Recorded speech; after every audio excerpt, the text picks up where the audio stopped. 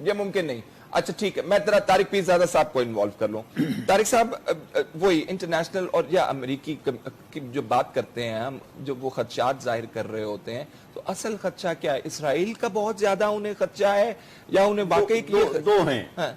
Short range muscles کی حد تک انڈیا اور اس کے مفادات کو بھی دیکھ رہے ہیں وہ, اور اس کے ساتھ ساتھ پاکستان کو ڈسارم کرنے والی بات بھی ہے. دونوں باتیں ہیں, کیونکہ اگر ہم شارٹ رینج میسائلز کو اس وقت بیٹل فیلڈ, دیکھیے بیٹل فیلڈ ویپنز ہیں یہ, these short range nuclear tactical missiles are battlefield weapons. یہ ایک اسمال تھیٹر آف وار میں استعمال ہونے کے لیے ہیں, یہ اسٹریٹجک ویپنز نہیں ہیں یہاں سے لے کے آپ نے کوچن کو تباہ کرنا ہے. ہم اس کی بات نہیں کر رہے, ہم اس لیے کر رہے ہیں کہ ہم بھارت کو یہ پیغام دے رہے ہیں کہ آپ کی کبھی بھی پاکستان کی سوورنٹی, اقتدار اعلیٰ اور پاکستان کے وجود سروائیول کے خلاف. امریکنز کیا چاہتے ہیں یہ نہ ہو؟ میں یہی پاکستان کی vulnerability جو ہے وہ یونائٹڈ اسٹیٹس کی فورن پالیسی کا بنیادی حصہ ہے.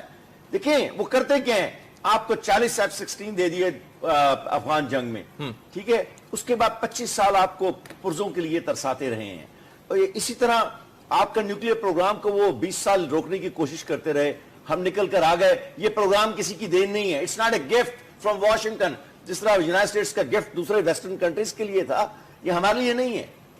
چنانچہ ہم پر ان کا کوئی بھی ایسا دباؤ اصولاً ہونا نہیں اور قبول نہیں ہمیں کرنا چاہیے. ٹھیک ہے, ایک بات ہوگی. دوسری بات یہ ہے کہ وہ میں پریزیڈنٹ ریگن کا مشہور کال اور سینیٹر سیم نن کا وہ یہ تھا کہ 80s کے شروع میں, ایک فکرے میں بات کرتا ہوں, یو ایس سینٹ نے 3 دن اور 3 رات اس پر ڈیبیٹ کیا تھا کہ نیوکلیئر ویپنز استعمال ہونے کے متعلق یونائٹڈ اسٹیٹس کی پالیسی کیا ہونی چاہیے. تو ریئلٹی کو سامنے رکھتے ہوئے جو سیم نن نے بات کہی تھی اور وہ ریگن نے اپنی تقریر میں دہرائی تھی کہ جب ایٹمی ہتھیاروں کے استعمال کی بات آئے گی اور یونائٹڈ اسٹیٹس کے اپنے اسٹریٹجک انٹرسٹ اور اس کے ڈیفنس کی بات آئے گی, تو یو نیور سے نیور, یو نیور سے نیور, یہ آپ نہ کیجیے گا. یہ جو لوگ بات کرتے ہیں نا کہ ایٹمی ہتھیار کبھی استعمال نہیں ہو سکتے, وہ اسی لیے بنائے گئے ہیں کہ دشمن کو ڈیٹرنس جاتی رہے کہ یہاں پر آپ نے رک جانا, یہ خط ہے, اس سے آگے نہیں جائیں گے. میں کہنا یہ چاہ رہا تھا ابھی 1 سیکنڈ پہلے, اور یہ بھائی کو بھی معلوم ہوگا اور ڈاکٹر صبر واربند کی یقیناً بڑی نظر ہے, اس وقت تقریباً 250 Su-30 Mk1 ان کے پاس 350 کلومیٹر کی رینج والے ریڈارز کے ساتھ heavy duty strategic fighter planes ہیں انڈیا کے پاس جو روس کے دیے ہوئے ہیں. ہمارے پاس صرف اب گریڈڈ ملا. میں ایک سوال کرنا چاہوں گا, میں ذرا بات مکمل کر لوں, میں لیتا ہوں, میں آ جاؤں گا, آپ کو وقت ملے گا. اس وقت ہمارے پاس صرف 75 F-16 ہیں, ان میں بھی بیشتر جو ہیں 18 کو چھوڑ کر وہ اپ گریڈڈ ہیں. تو ہماری تو اس وقت کمپیریزن جو ہے ایئر میں تو بالکل ہی کوئی نہیں ہے. ہم نے ان کو ایک تھریٹ لیول رکھنا ہے پاکستان میں, ہندوستان کو, کہ اگر آپ کبھی غلطی کریں گے تو ہم پری ایمپٹیو سٹرائک کریں گے. تو یہ جو گفتگو ہو رہی تھی ابھی 1 سیکنڈ پہلے کہ سٹرائک والا ڈاکٹرائن کس نے دیا طارق صاحب؟ میں آ رہا ہوں اس طرف. یہ جو کولڈ سٹارٹ کا انہوں نے ڈاکٹرائن دیا تھا, اس کے جواب میں ہم نے کہا ہے کہ if we realize کہ آپ کے کالمز ہماری طرف آ رہے ہیں میسو موومنٹ میں, اور وہ ہمارے کسی کوئی بھی جو بھی آپ کا انٹینشن ہے, ہم بیٹل فیلڈ کے اندر آپ کی فورسز کو تباہ کرنے کے لیے یہ ویپنز استعمال کریں گے. طارق صاحب, پرویز حدبہ صاحب, آپ طارق صاحب کے لیے آپ کا کوئی سوال ہے؟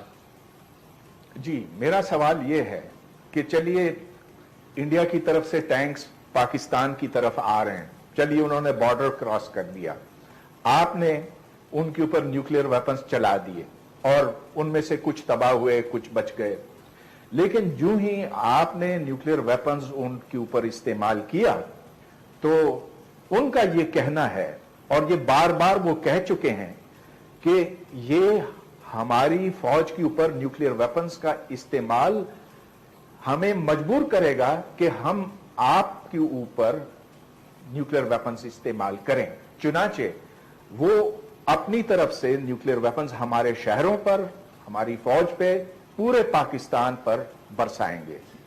تو چلیے ہم بھی ان کو تباہ کرنے کی صلاحیت رکھتے ہیں, وہ ہمیں تباہ آسانی سے کر سکتے ہیں. لہٰذا دونوں ممالک جو ہیں ختم ہو جائیں گے. یہ میرے کام کے عادی میں نہیں رہنا چاہیے. یہ ذرا میں اسی کا جواب دے دوں کہ اگر ہم نے پہل کی نیوکلیئر ویپنز استعمال کرنے کی تو پھر ایسا ہی ہو سکتا ہے. ٹھیک ہے, لیکن ہم نے کبھی نہیں کہا کہ جواب دے دوں ذرا جلدی سے. جی. پاکستان کی اسٹیٹ کو بچانے کے لیے پاکستان کو دنیا میں موجود ہر وہ سسٹم استعمال کرنا ہے جو ہر دوسرے ملک کا حق ہے, جس طرح واشنگٹن کا حق ہے, ماسکو کا حق ہے. اگر تھریٹ ہے, اسی بات یہی بات ہے کہ اگر ان کی کولڈ سٹار ڈاکٹرن پہ یا پرو ایکٹیو ڈاکٹرن جو انہوں نے اس کے جواب میں لے کے آئے ہیں تو استعمال کرتے ہیں کنونشنل ویپنز کے. اچھا, اعزاز چودھری کی ایک بات کو اصل میں ہم نے ذکر نہیں کیا.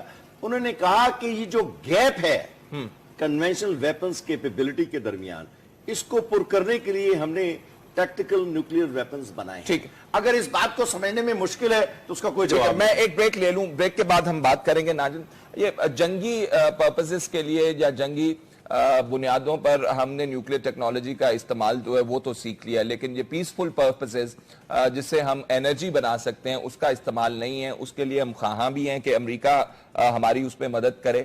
کیا ہو سکتا ہے اس میں, اس حوالے سے ہم بات کریں گے ایک چھوٹے سے وقفے کے بعد. ساتھ رہیے گا.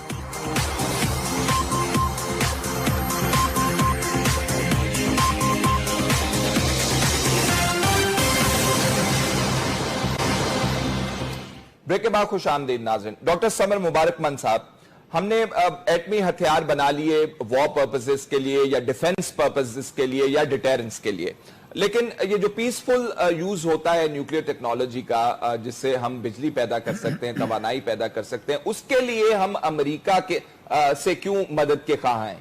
ڈاکٹر صاحب. میرا خیال ہے اتنے ہم مدد کے خواہاں نہیں ہیں جتنے امریکہ ہمیں مدد دینے کا خواہاں ہے اس وقت, اور وہ بھی اس ایوز کے ہم اپنا ابینڈن کر دیں ڈیٹرنس.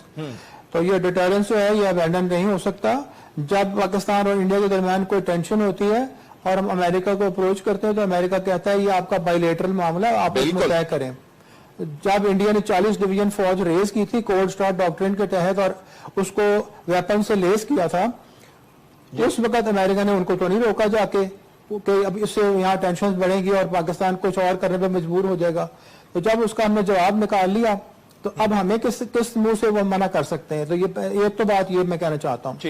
جہاں تک ہمارے پیسفل نیوکلیئر اپلیکیشنز کا تعلق ہے انرجی کے لیے, ہم اس وقت آپ کو پتا ہے کہ 4 ریئیکٹرز آلموسٹ ہمارے کمپلیٹ ہو گئے ہیں اور 5واں بننا شروع ہو گیا ہے. وہ چائنیز ٹیکنالوجی کے حوالے سے آپ بات کر رہے ہیں جو چائنیز ہماری مدد کر رہے ہیں. جی ہاں, اس میں کچھ تھوڑی بہت ہمارا ڈیلیشن پروگرام بھی اب اس میں آتا جا رہا ہے, آہستہ آہستہ بڑھتا جا رہا ہے. کچھ چیزیں ہم خود بنا کر بھی لگا رہے ہیں. لیکن اس وقت ہمیں اگر فرض کریں بالکل ورلڈ کی اوپن ہو مارکیٹ ہمارے لیے اور ہم جہاں سے چاہیں ریئیکٹر خرید سکیں, تو آپ ذرا انٹرنیشنل بیڈنگ کروا کے دیکھیے چائنیز ریئیکٹر سے امریکن ریئیکٹر کی قیمت کتنی زیادہ ہوگی اور ہم کیا افورڈ کر سکیں گے. تو اگر ہمیں آفر بھی کریں گے تو پرائسز جو ہے وہ پروہیبٹیو ہوں گی. میں آج کل اپنے تھرڈ کول پروجیکٹ کے لیے کوئی بھی ہیوی مشینری آرڈر کرتا ہوں, انٹرنیشنل ٹینڈرز کرتا ہوں, ہمیشہ چائنیز جو ہے وہ لوسٹ بیٹر ہوتے ہیں. تو ہمیں